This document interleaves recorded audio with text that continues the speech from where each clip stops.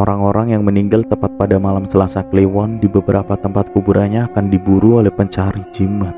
Iya, orang yang meninggal pada malam Selasa Kliwon memang dianggap penting. Beberapa tubuhnya atau kain morinya akan diburu oleh pencari wangsit atau ilmu hitam sebagai pintu salah satu mahar atau persyarat.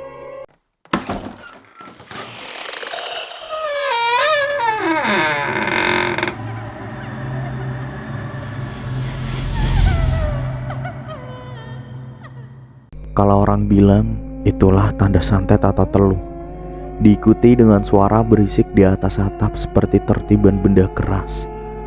Aku langsung menangis. Entah aku tidak bisa mengatakan apapun saat itu. Kulihat bapak dan yang lain berlari menuju rumah Mbok D, kecuali Mbak Ipah, karena ia menjaga Win dengan kondisinya itu. Saat bapak masuk rumah, posisi Mbok D matanya sama dengan Win, putih tanpa hitam, mulut menganga, tubuh yang kaku, diikuti dengan kulit Mbok D yang sudah berubah hitam seperti orang terbakar dari ujung kaki sampai ujung rambut. Innalillahi wa inna ilaihi raji'un. Tangis bapak pecah, diikuti dengan tangisan yang lain. Malam itu, Mbok D tiada. Mbok D sudah terbebas dari rasa sakitnya. Mbok D sudah bisa tenang dengan meninggalkan kenangan terbaiknya bersama kami. Mbok D adalah sosok baik hati. Namun memang nasibnya yang tidak mujur harus mempunyai saudara yang bengis, hanya mementingkan harta. Malam itu, kami tidak mengira bahwa kepergian Mbok D adalah sebuah awal bukan akhir. Kami tidak menyadarinya sama sekali, termasuk bapak, sosok paling tua di keluarga kami, dan yang lebih memahami ilmu gaib selain kami. Saat itu kami semua mengira bahwa Mbok D lah sasaran Pak D, dan sakitnya Win merupakan sebuah teguran agar kami tidak ikut campur antara urusan Pak D dengan Mbok D. Tapi justru kamilah sasaran Pak D dengan menggunakan Mbok D sebagai persembahan. Menurut informasi yang kudapatkan, ilmu hitam selalu membutuhkan persembahan nyawa. Apapun ilmu itu, saat tumbal itu diserahkan, maka barulah ilmu itu dapat bekerja. Dan biasanya tumbal ini selalu berhubungan dengan sasarannya. Begitupun santet. Namun ternyata kasus santet Prince Dapur ini agaklah lain. Tumbal yang dimaksud di sini bukanlah tumbal sasaran yang dituju, melainkan tumbal acak tanpa syarat khusus. Dan apabila tumbal ini terpenuhi, maka ilmu santet ini baru akan mengabulkan permintaan pelaku untuk berjalan sesuai sasaran yang dituju. Malam itu, kami pun tidak menunda proses pemakaman Mbok D, karena dalam agama yang kami anut, menunda proses pemulasaran jenazah itu tidaklah suatu hal yang baik. Jadi apabila meninggalnya dini hari, maka juga harus diproses secepatnya. Saat itu Pak D belum datang. Sampai pada akhirnya kami mengantarkan Mbok D menuju pemakaman. Sekitar 20 menit kami berjalan, sampailah kami di tempat TPU desa kami. Pak D ada di sana. Ia menunggu di depan gapura TPU. Aku kemudian melihat ke arah bapak. Sorot matanya menunjukkan bahwa ia sangat murka pada Pak D. Namun ia tahan. Proses pemakaman kami lakukan pada jam 2 dini hari. Tentu suasana saat itu mencekam, gelap, dan hanya ditemani lampu gantung petromak. Samar-samar aku melihat ke arah Pak D. Ia tidak ikut menyemayamkan Mbok D kala itu. Ia hanya melihat dari atas liang lahat. Tampak Pak D berkomat kamit sembari melihat jenazah Mbok D. Entah bacaan apa yang Pak D lantunkan. Singkat cerita, proses pemakaman telah selesai. Orang-orang bergegas untuk kembali pulang. Aku pun juga memutuskan untuk pulang bersama bapak dan yang lain. Namun saat aku hendak melangkahkan kakiku, aku melihat posisi Pak D duduk di samping batu nisan Mbok D. Tangannya mengeluarkan sesuatu dari dalam kantong baju kokonya. Itu kain yang berisi serbuk. Dan kemudian Pak D menaburkannya. Aku melihatnya. Namun Kang Amin justru menutup mataku dan mengajakku untuk terus melangkah meninggalkan Pak D malam itu. Karena suasana masih berduka, kami mengesampingkan ego kami untuk membahas permasalahan Pak D ini saat itu. Kami hanya fokus pada tamu-tamu yang datang, karena bagaimanapun kami belum memiliki bukti bahwa Pak D lah pelakunya. Malam itu kami sangat kelelahan, sehingga aku, kakak-kakakku, dan Tumi memutuskan untuk kembali ke rumah kami untuk mengistirahatkan diri sebentar. Meskipun sudah dapat dipastikan besok kami akan diizinkan untuk tidak masuk sekolah. Singkat cerita, malam berlalu kian cepat, sampai kami tak sadar jam sudah menunjukkan pukul 5 pagi hari. Kami melewatkan sembahyang subuh ke surau. Alhasil kami saat itu memiliki sholat subuh di rumah secara bergantian. Kami saat itu tidur di ruang tamu, begitupun Mbak Ipa, meninggalkan Win sendiri di kamar. Meskipun jam sudah menunjukkan pukul 5 pagi, suasana masih sepi. Mungkin karena semua orang terlalu lelah hari itu, sehingga mereka tidur terlalu pulas. Dan akulah orang yang pertama bangun. Aku bergegas untuk mengambil air wudhu di sumur timba belakang rumah. Pasti saat menuju sumur aku harus melewati kamar Bu dahulu. Kamar yang saat itu di dalamnya ditempati oleh Win. Karena aku penasaran bagaimana kondisi Win saat itu. Aku berencana melihat kondisinya. Aku membuka kamar Mbok. Saat itu, aku melihat Win tengah duduk. Oh, dia sadar, batinku. Win, gimana keadaanmu? Tanyaku pada keponakanku yang berumur 5 tahun itu. Posisi Win saat itu duduk di pinggir dipan membelakangiku. Namun, Win tidak menjawab apapun. Kemudian aku berjalan untuk lebih dekat dengannya. Win, tanyaku menepuk pundaknya. Mas, aku Ana, Katanya. Aku kaget melihat Win berbicara tidak jelas. Kemudian aku berangsur untuk melihat kondisinya dari depan. Innalillahi. Win sadar dengan posisi mata masih putih sepenuhnya, mulut yang terus menganga dan tak bisa terkatup. Dan aku baru sadar maksud kalimatnya tadi adalah, "Mas, mataku kemana?" Dia mencari matanya. Aku langsung sontak berlari. Aku berpikir Win saat itu sadar sudah normal.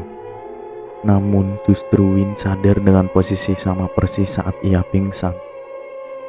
Aku kemudian berlari menuju ke arah rumah Mbok D untuk memberitahu pada bapak kondisi Win saat itu. Bapak, Win pak!"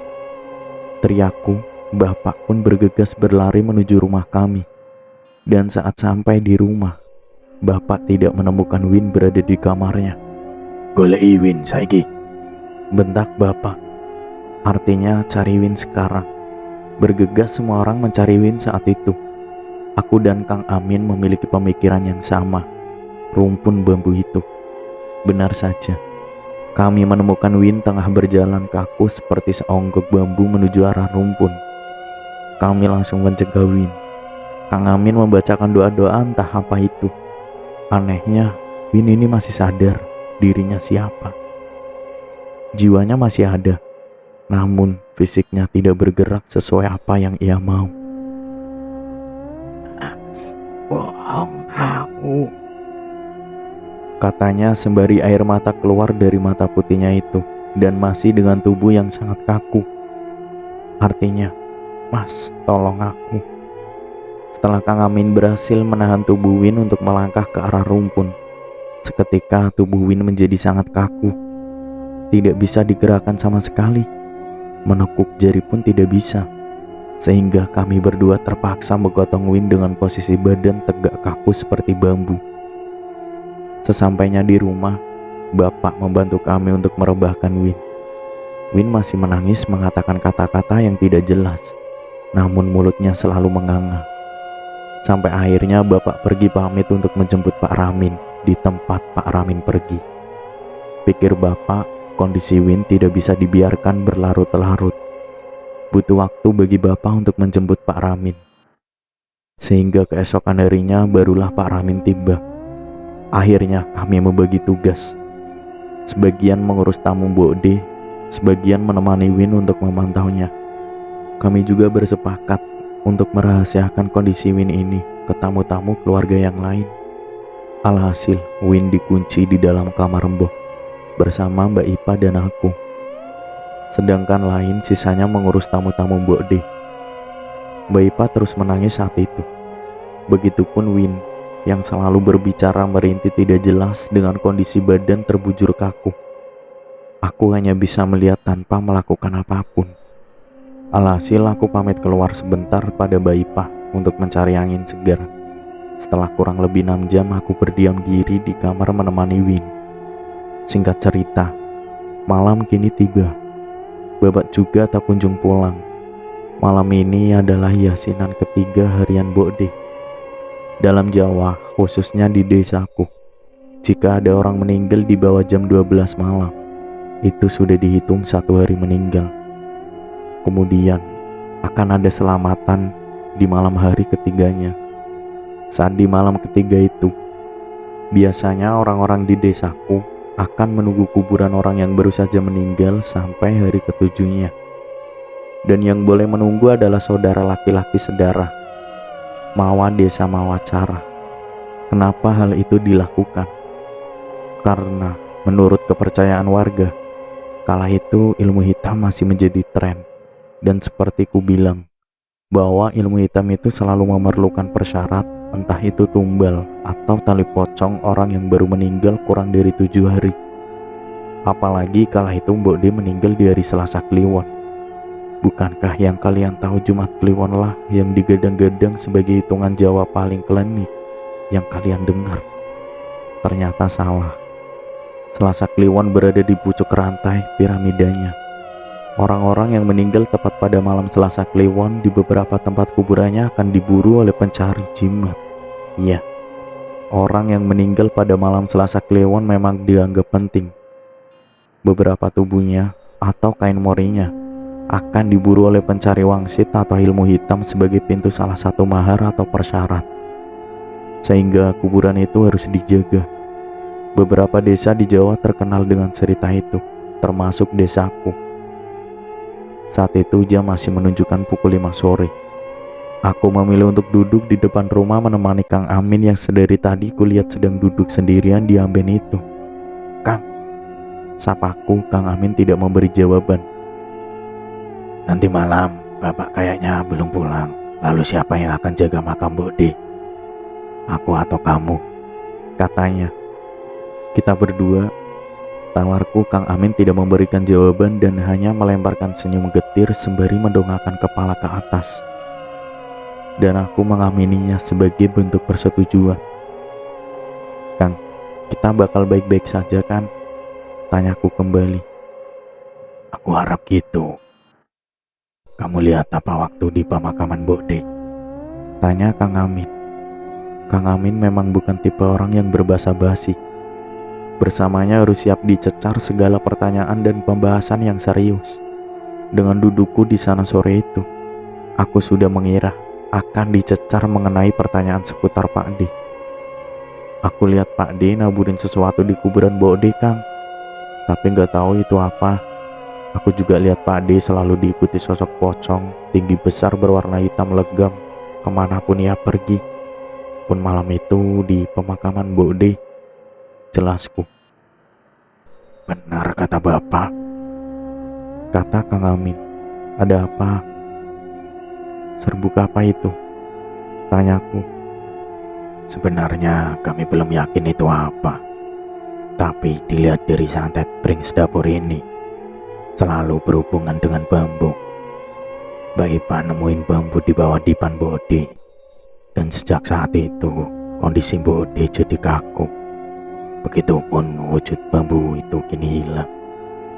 Dan Bapak yakin serbuk yang kamu lihat yaitu bambu yang sama dengan yang ditemuin Mbak Ipa. Tapi aku nggak tahu apa maksudnya, karena kami pun tidak mendalami ilmu hitam semacam itu," jelas Kang Amin. Apa mungkin ini saatnya aku bertanya tentang ilmu yang dianut Bapak dan Kang Amin?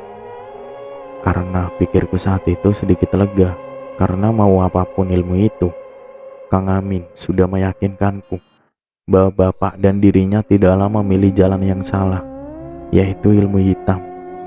Dengan hati yang berdegup, aku memberanikan diri untuk bertanya, "Kang, boleh aku tanya sesuatu?" Tanyaku hati-hati. "Soal ilmu kami," tanya Kang Amin. Aku lupa bahwa bapak pernah bilang kalau Kang Amin itu hebat.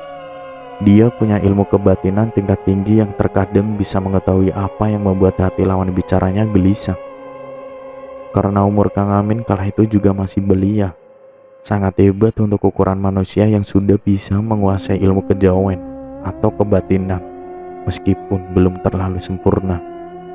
Aku tidak menjawab. Aku yakin Kang Amin menanyakan hanya sebagai bentuk formalitas, padahal ia sebenarnya tahu. Ia lalu kembali tersenyum getir, seakan ada emosi di dadanya yang tidak bisa ia salurkan. "Kalau kita mau bicara tentang itu, kita awali dari bapak dulu." Kang Amin membenarkan posisi duduknya untuk menghadap ke arahku. "Dengar baik-baik. Dulu, waktu aku masih kecil seumuranmu, aku pernah sakit keras. Sakit yang tidak bisa disembuhkan oleh medis. Sampai akhirnya bapak tahu bahwa aku terkena sawan. Selayaknya anak kecil dulu, aku suka bermain di tempat-tempat angker seperti punden, rumpun bambu dan lain-lain. Sampai akhirnya bapak undang Pak Ramin. Saat itu aku menguping pembicaraan keduanya. Pak Ramin bertanya, apa nggak bisa bapak menyembuhkanku sendiri? Bapak menjawab tidak bisa, karena ilmunya bukanlah untuk menyembuhkan dan ilmu hitam. Sepertinya halnya rawa rontek. Ilmu bapak hanya bisa digunakan untuk tameng dirinya sendiri. Dan ia saat itu sedang mencari cara agar ilmunya bisa ia gunakan juga untuk melindungi anggota keluarganya yang lain. Singkat cerita, aku sembuh. Aku cukup dekat dengan bapak sedari kecil. Sore itu, aku bantu bapak ngarit di sawah, cari rumput buat makan kambing. Aku bertanya padanya bahwa aku mendengar percakapan diantaranya dengan Mbak Ramin. Bertanya apa ilmu yang ia anut. Bisakah jika aku yang mempelajarinya? Kemudian bapak melarangku untuk mengikutinya, karena katanya ilmunya itu terlalu berat cara memperolehnya. Begitupun dampaknya.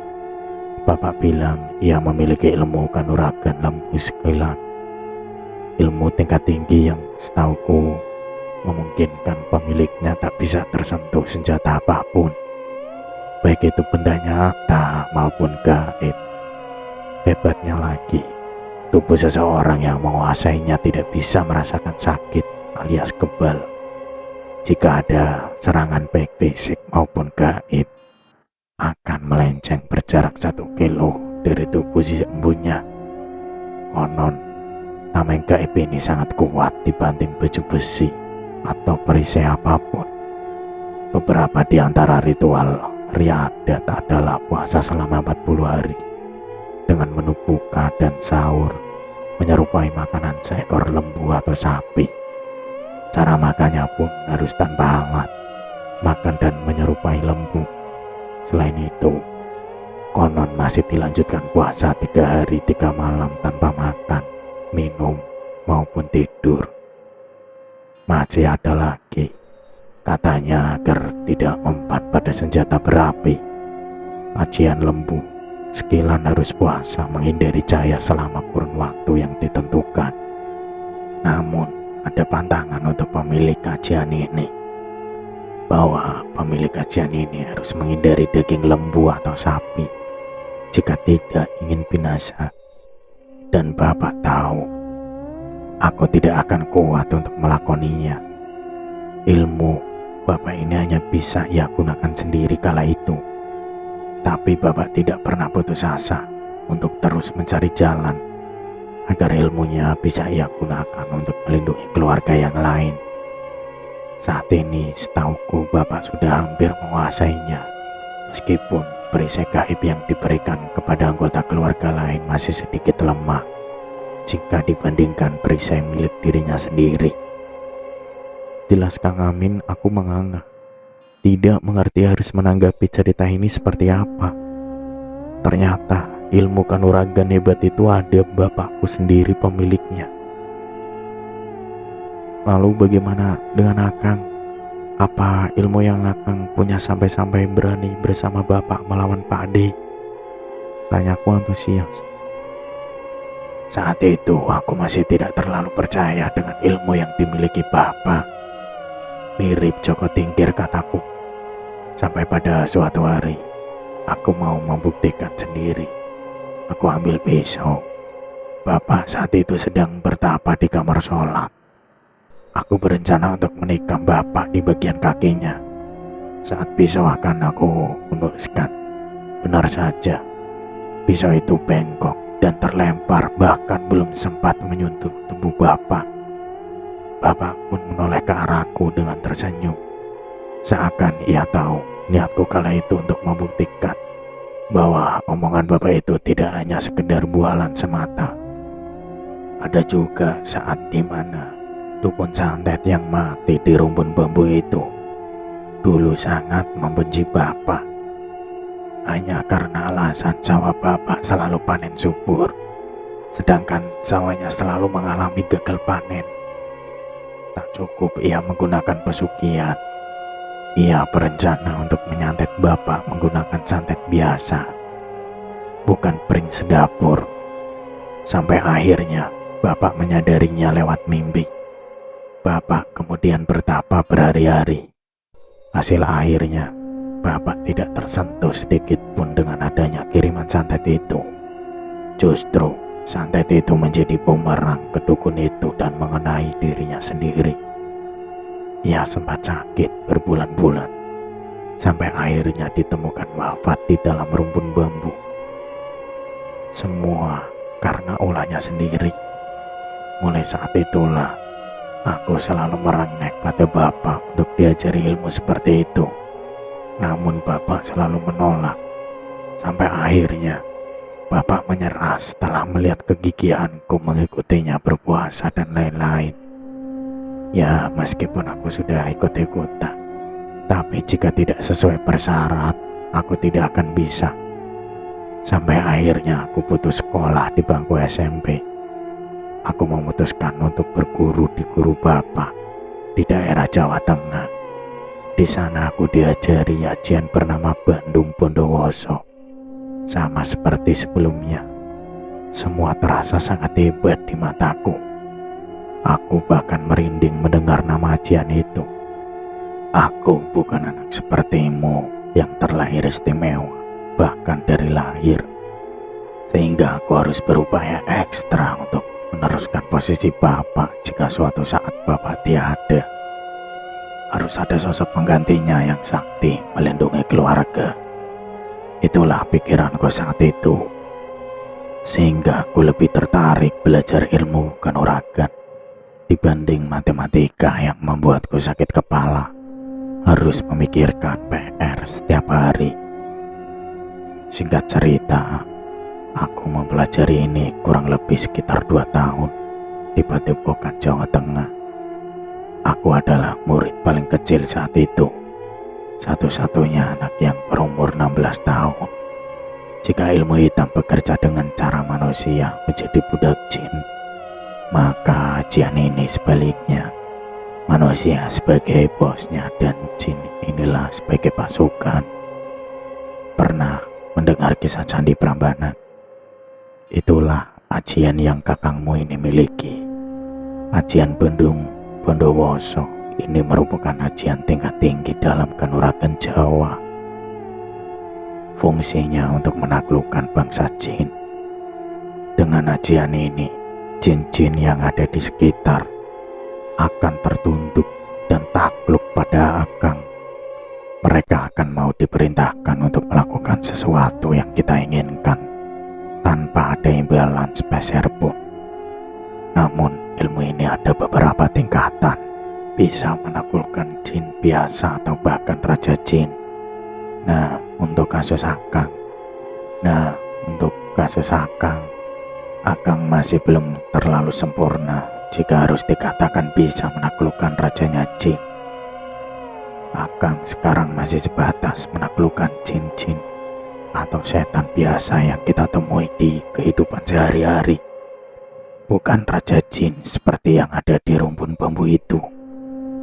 Lalu yang pertama yang akan lakukan yaitu niat yang bersih untuk menggunakan ajian Bandung Bondowoso ini di jalan kebaikan, bukan sembarangan. Kemudian melakukan puasa selama 30 hari dimulai pada hari Sabtu Kliwon bulan Suro. Kemudian dilanjutkan dengan puasa ngebleng selama 7 hari. Dan terakhir puasa Pati Geni dan laku ritual adat yang lain. Tapi dalam menemukan ajian ini haruslah bersungguh-sungguh, karena jika main-main konsekuensinya adalah nyawa. Jin yang sudah kita taklukkan bisa berganti menyerang kita. Oleh karena itulah Akang sampai sekarang masih mendalami ilmu ini agar lebih sempurna. Pungkasnya Kang Amin mengakhiri ceritanya. Aku terkesima, dan cerita Kang barusan membuatku sedikit lega tentang situasi saat ini. Setidaknya kami punya bapak yang memiliki ajian lembu sekalian ajian tameng terkuat di tingkatan ilmu kanuragan Jawa. Bapak pun saat ini masih berusaha memberikan perlindungan pada masing-masing anggota keluarga meskipun belum sempurna tameng pribadi miliknya. Kami juga memiliki Kang Amin, pemilik ajian Bandung Bondowoso yang juga salah satu ajian hebat dalam tingkatan ilmu kanuragan Jawa. Kang Amin setidaknya bisa memerintahkan jin-jin lain untuk melawan jin kiriman dari Pak D. Dan ada Kang Salim. Entah aku belum mengetahui ilmu apa yang ia miliki, tapi aku pernah melihatnya menonjok teman sekelasnya dengan sekali pukul giginya rontok 3. Sepertinya ilmu preman. Mengingat postur tubuhnya sangat kekar, wajah garang. Jika Kang Amin adalah bos para jin, Kang Salim adalah bos para preman di desaku. Dan ada aku, anak laki-laki bungsu. Aku bisa melihat bahwa Tumi saat ini tidak sendirian sore itu. Di sebelah ia bermain ada 2 kuntilanak yang memainkan rambutnya. Aku adalah anak dengan Sik-Sensei. Aku semakin yakin, insya Allah kita bisa melawan Pak D. Bismillah, niat baik selalu Allah permudah. Yakinku kala itu. Azan maghrib tengah berkumandang, menandakan bahwa kami harus segera pergi ke surau dan mengakhiri percakapan 2 bersaudara ini. Diteruskan dengan Yasin Bode ba'da maghrib. Pak D hadir, masih dengan gimmick seolah-olah dia bukanlah pelakunya di hadapan tamu-tamu keluarga jauh. Singkat cerita, malam tiba. Acara kami lalui dengan lancar tanpa hambatan. Win masih dengan kondisi yang sama. Bapak pun juga belum menunjukkan tanda-tanda kepulangannya. Jam kini sudah menunjukkan pukul 8 malam. Aku dan Kang Amin bergegas pergi ke TPU untuk menunggu makam Bode. Saat itu kami hanya membawa 2 senter. Dalam perjalanan pun kami harus melewati rumah Pak D. Min, lihat ke arah rumah Pak D, perintah Kang Amin. Aku langsung menengok kala itu. Kemudian Kang Amin memegang tengkuk belakang leherku. Seketika yang tadinya aku melihat hanya deretan pocong hitam legam itu, kini aku melihat rumah Pak D juga dikelilingi pasukan dengan mata tertutup kain kuning itu, membawa bambu. Tidak hanya itu, aku melihat beberapa makhluk yang berbentuk separuh kuda berkepala manusia. Kepala kuda itu juga prajurit dengan memakai kain penutup berwarna kuning. Aku rasa itu bukanlah setan lagi. Itu sudah selangkah di atasnya, siluman. Aku bergidik ngeri. Kemudian Kang Amin melepaskan tangannya pada tengkukku. Kang, apa itu tadi? Tanya aku. Pak D membuat perjanjian dengan kerajaan gaib itu. Yang kamu lihat pocong itu adalah penjaga Pak D pribadi. Karena setauku Pak D memang menganut ilmu hitam. Namun selayaknya sebuah perjanjian pasti ada sebuah kesepakatan. Karena di sini Pak D bersekutu dengan Raja Jin. Pak D melanggar kesepakatannya. Prajurit itulah yang nantinya akan membinasakan Pak D. Jelas Kang Amin masih dengan berjalan. Aku tidak bisa berkata-kata lagi. Kenapa Pak D sampai bertindak sejauh itu? Hanya karena harta yang gak seberapa dan belum tentu rencananya itu berhasil. Konsekuensinya yang ia hadapi justru lebih besar. Nyawa adalah taruhannya. 20 menit berlalu, kami pun sampai di TPU. Tidak usah bertanya berapa banyak yang kulihat kala itu. Banyak sekali, penuh. Tapi bersama Kang Amin, mereka bahkan enggan untuk mendekatiku. Mereka hanya mengamati dari kejauhan saja. Akang, benar gak tahu ya itu serbuk apa? Tanyaku kembali memastikan, sembari menggelar tikar anyam di samping makam Bokde. Belum tahu, yang bisa aku curigai bersama Bapak itu serbuk bumbu itu. Tapi alangkah baiknya kita menunggu Bapak dulu. Aku yakin kalau saat ini Bapak bersama Pak Ramin sedang mencari cara. Karena setauku Pak Ramin sendiri dulu adalah penganut ilmu hitam sebelum ia sadar. Aku rasa sedikit banyak Pak Ramin bisa menjelaskan runtutan kejadian ini akan bermuara kemana. Jelas Kang Amin. Kang Amin pamit untuk tidur lebih dahulu, meninggalkan berjaga sendirian malam itu. Suara bising kodok, jangkrik, dan nyamuk, dan yang pasti suara mereka berkolaborasi menjadi satu. Le, mbok jogo yo kuburane, mbok demu.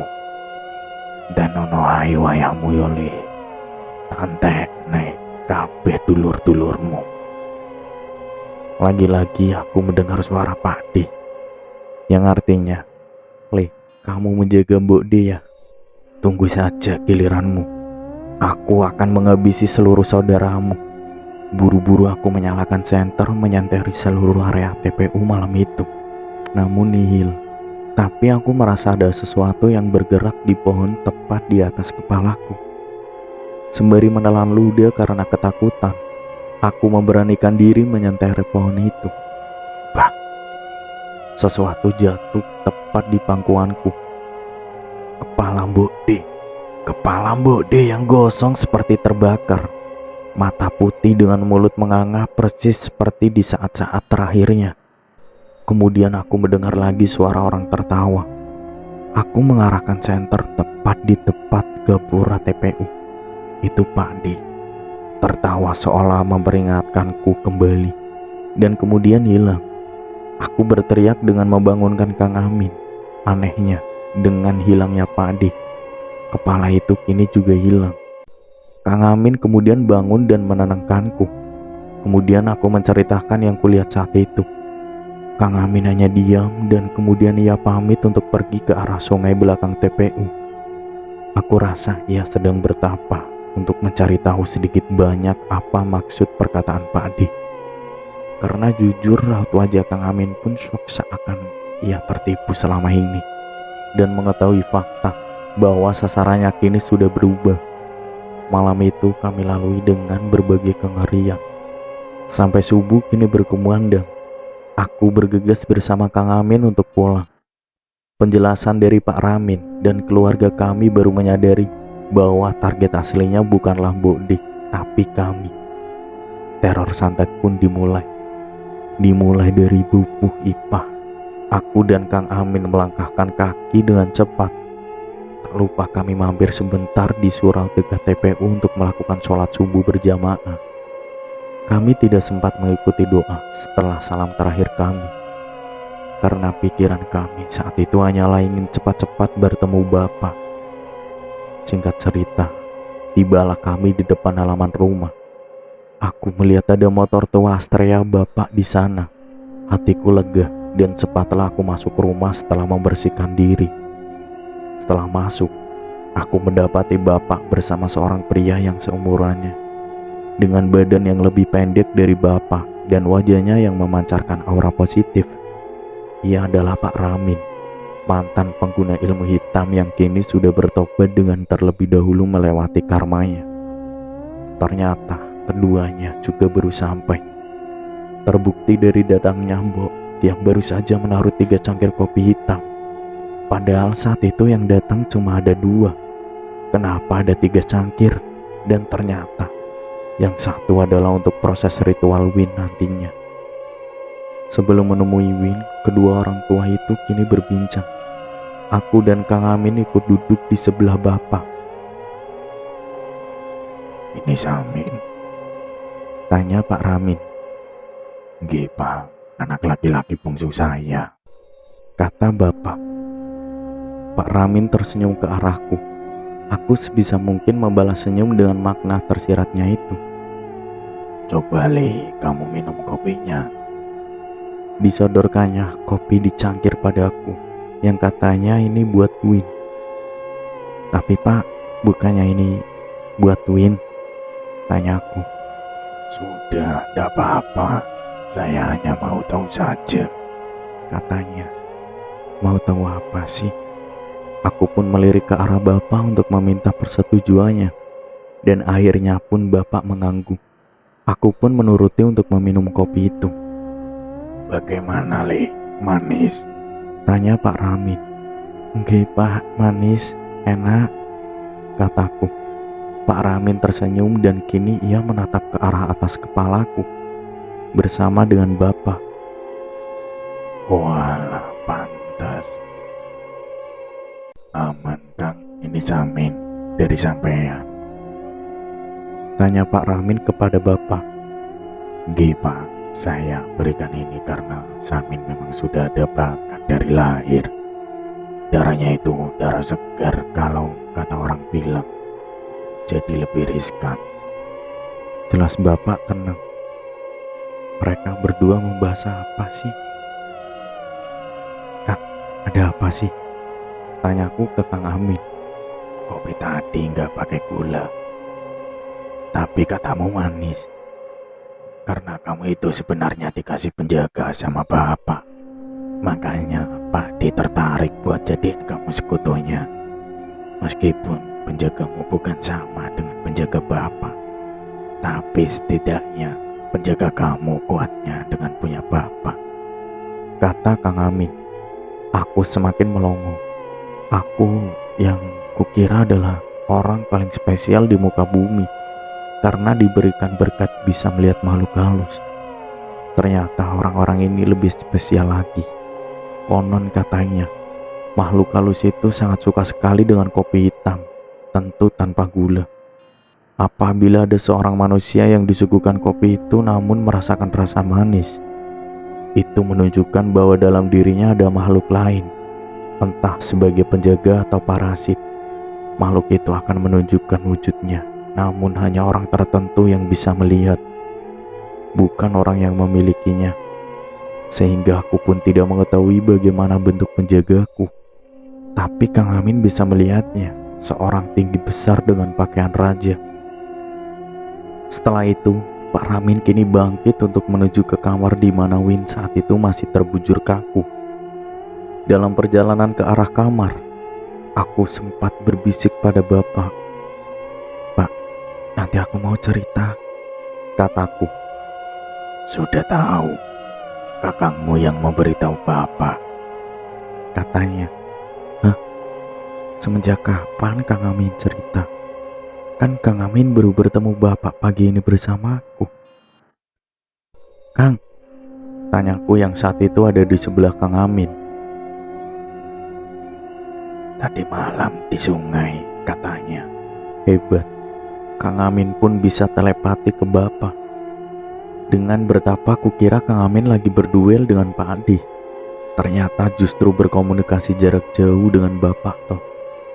Aku pun kembali dibuat kagum olehnya. Aku sempat berpikir Kang Amin justru mencari kodok malam itu untuk dijual. Salah. Pak Ramin kini duduk di depan samping Win berada. Kondisi Win semakin berantakan. Karena juga berhari-hari ia tidak makan ataupun minum. aku. Masih dengan air matanya yang terus bercucuran dari kedua mata putihnya. Artinya, "Bah, tolong aku." Pak Ramin kemudian merapalkan doa. Matanya terpejam, fokusnya ada di Win. Setelah beberapa saat, tangan Pak Ramin kini meraba bantal milik Win. Dibukanya bantal itu, sama dengan Bokde, berisi barang-barang aneh seperti paku, silet, rambut, tulang belulang. Namun, bukan itu yang ia cari, melainkan sebuah bambu. Namun saat itu tidak ada. Beda dengan Bokde, Pak Ramin pun kaget. Seharusnya ada, jika memang targetnya adalah keluarga Bapak. Win adalah cucunya. Seharusnya ini adalah bagian dari santet itu. Pak Ramin sudah kalang kabut. Begitupun kami yang semakin cemas melihatnya dengan susah payah mencari keberadaan bambu itu. Namun tidak lama, Win tertawa. Tubuhnya sehat seperti sedia kala, matanya sudah kembali. Ia duduk kecelik sambil tertawa terbahak-bahak. Kali itu suara Pak D. Win berbicara dengan suaranya yang artinya tertipu ya. Sambil terus tertawa dan kini justru memuntahkan sesuatu yang menjijikkan. Kelabang, tulang belulang, rambut dan darah keluar dari mulutnya. Dan seketika ia pingsan. Setelah Win pingsan, Bapak, Pak Ramin dan Kang Amin langsung mengambil posisi masing-masing. Pak Ramin berniat memberikan pengobatan, sedangkan Bapak dan Kang Amin berniat untuk memfokuskan perlindungan sementara waktu ke Win. Tapi semua salah. Benar kata Pak D, kami semua tertipu. Setelah semua fokus ke Win, Mbak Ipah, Mbak Mi, Kang Salim dan Bo yang terakhir kejang dalam waktu yang bersamaan. Kecuali Kang Amin, Bapak, aku dan Tumi. Mereka kejang dengan mata yang berubah menjadi putih hingga kemudian kaku. Aku menangis berteriak meminta pertolongan. Ini bagaimana? Bapak, hentikan Pak. Pak, Bo, Kakang sama adik kenapa Pak? Teriakku dari luar pintu kamar. Seketika mereka menghentikan proses itu dan kemudian menemuiku. Bapak sangat kalang kabut. Kang Amin menangis sembari mendekap Bo. Aku pun menangis mendekap tubuh kakakku yang lain. Tumi menangis bersembunyi karena takut. Bajingan, keceli awake dhewe. Marah Pak Ramin. Bapak dan Pak Ramin tidak tinggal diam. Bapak langsung mengambil posisi untuk kembali bertapa, sekiranya memberikan perlindungan kembali ke orang-orang yang terkena ilmu itu. Aku masih menangis melihat kondisi ini. Namun, kini aku membantu Kang Amin untuk memosisikan tubuh Mbok dan kakakku untuk disejajarkan. 5 orang itu kini terbujur kaku, bak mayat hidup. Kang Amin pun mengambil kain jarik untuk menutupi tubuh mereka sampai batas leher ke kaki. Dan setelahnya Kang Amin ikut bergabung dengan Bapak untuk membantunya memberikan perlindungan. Aku menghampiri Tumi untuk menenangkannya dan memberikannya arahan agar tidak jauh-jauh denganku. Tenang Du, masih ada Kang, Mbok dan yang lain akan baik-baik saja. Rangkulku meskipun aku masih dengan manik mata yang shock, tapi aku berupaya menenangkan Tumi adalah yang utama. Tumi masih menangis sampai ia takut untuk keluar kamar. Ya sudah, aku membiarkannya di sana. Dan kurasa Bapak juga sudah kembali memberikan perlindungan. Aku kemudian keluar kamar dan tiba-tiba aku merasakan ada sesuatu yang bergerak dalam perutku.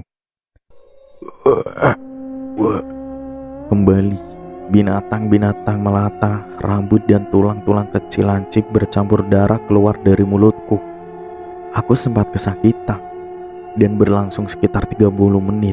Aku merasakan sakit teramat sangat. Namun tidak sampai membuatku terbujur kaku layaknya Mbok dan keempat kakakku. Saat aku menoleh ke arah 5 orang itu, kudapati kini keranda ada di atas mereka masing-masing. Aku menangis kembali tak tentu, sembari berharap Bapaklah yang memenangkan pertarungan gaib itu. Dan aku masih berpikir saat itu, apa maksud kami tertipu? Aku membulatkan tekad, setelah ini aku akan mencari tahu ini semua ke Pak Ramin. Setelah ia bisa mengatasi kekacauan ini. Singkat cerita, sepertinya mereka sudah selesai melakukan pertapaan itu. Kemudian aku melihat Win, dia masih pingsan selayaknya orang normal. Sudah tidak kaku, mata juga normal terpejam, mulut yang mengatup. Namun Mbok dan keempat kakakku yang kini masih dalam kondisi memprihatinkan. Namun keranda itu kini hilang. Dengan hilangnya keranda, aku memperhatikan perut mereka berlima yang membesar dengan tubuh yang menyusut kurus. Persis dengan orang yang terkena busung lapar. Namun masih dengan mata yang membuka putih, mulut menganga, badan kaku. Namun tidak bisa bicara apapun, hanya bisa menangis. Syukur, setidaknya jiwanya masih ada. Pikirku kala itu, buru-buru bapak mengajakku ke depan untuk berbincang bersama Pak Ramin. Karena memang sejujurnya, keluargaku adalah penganut ilmu putih. Jadi tidak tahu menahu mengenai ilmu hitam ini. Dan kenapa harus Pak Ramin? Pernahkah kalian mendengar bahwa penyakit astral hanya bisa disembuhkan dengan ilmu yang selevel?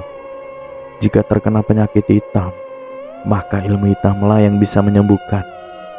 Jika terkena penyakit ilmu putih, maka ilmu putihlah yang bisa menyembuhkan. Jadi bagaimana, Pak?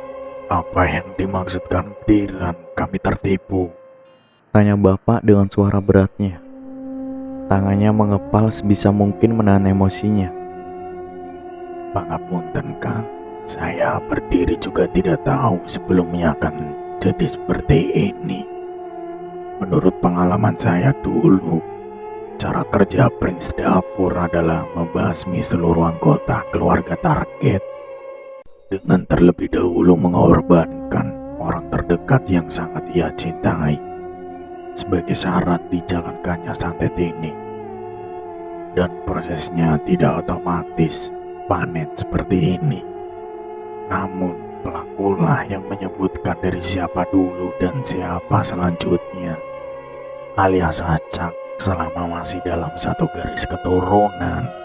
Saya pikir Win adalah yang pertama target yang dipilih oleh Kang Diran jika menurut sistem umumnya.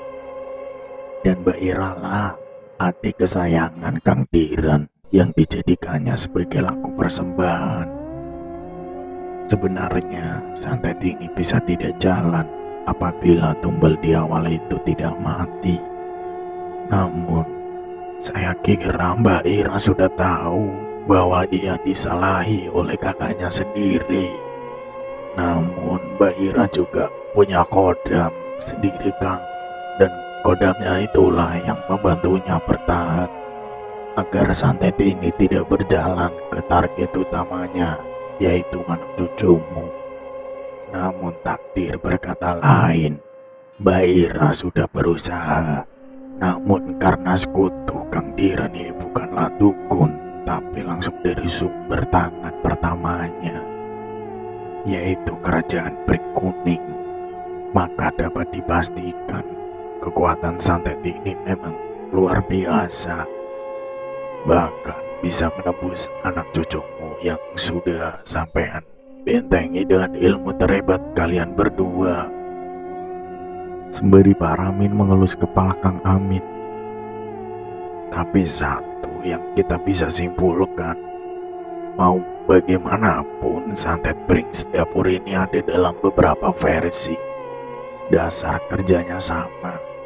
Prosesnya bisa jalan seperti awal targetnya mati, maka semua anggota keluarganya juga akan mati. Win bukanlah target, ia hanya sebagai pengecoh agar kita merasa seolah-olah dialah targetnya. Karena kerja umumnya adalah acak, bukan berurut. Namun sebelum ilmu ini sampai ke cucumu, semua anakmu lah target pertamanya. Melihat yang pertama kali terkena adalah Ipa, kita lihat bagaimana Ipa bisa bertahan.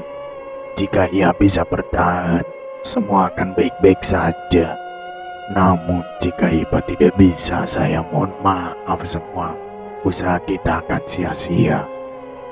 Karena santet ini memanglah sangat ganas. Dan saya baru tahu kenapa Ipa. Bukankah dia pernah mengambil bambu di bawah bantal Mbak Ira saat ia merawatnya? Sebenarnya itu adalah pancingan. Dan sebagai salah satu syarat, bahkan selain tumbal secara acak, target utama dari santet juga harus bersentuhan secara langsung dengan benda kiriman santet untuk mengambil energinya. Dan itulah kesalahan Ipa. Satu lagi, saat ini fokuslah pada Tumi. Ini masih menjadi misteri kenapa dia lolos sendiri. Bahkan Samin yang memiliki penjaga pribadi pun sempat terkena dampak santet ini.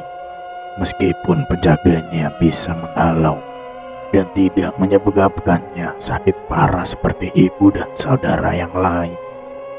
Saya melihat bagian tubuh dia, kuku, kini ada di tangan Kang Diran.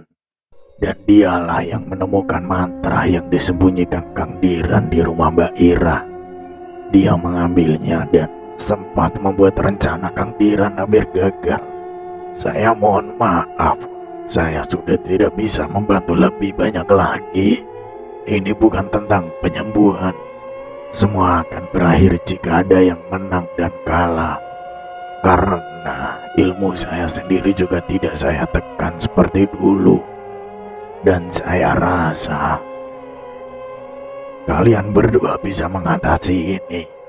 Bandung, Bondowoso, dan Lembu Sekilan adalah ilmu putih dengan kesaktian tinggi, berada di atas level ilmu hitam santet Prince Dapur ini. Sebenarnya kalian bisa saja dengan mudah mengakhiri ini. Namun karena sekutu Kang Diran adalah jinnya langsung, itulah yang membuat kerja santet kali ini berbeda dan lebih mematikan. Saya hanya berharap sampean yang memenangkannya, Kang, yang sabar. Pungkas Pak Ramin dengan manik mata yang berkaca-kaca. Begitupun Bapak, seorang bapak yang pertama kali kulihat air matanya. Saya pikir kondisi mereka saat ini masih bisa dihalau.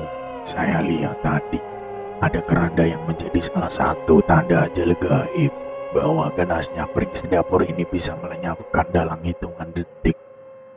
Namun kini sudah hilang. Aku pikir kini Kang Diran juga kewalahan untuk menembus benteng gaibmu dengan Amin.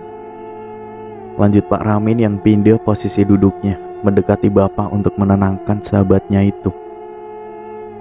Mau bagaimanapun sebenarnya aku tidak tega, Pak, jika harus bertarung melawan kakangku sendiri.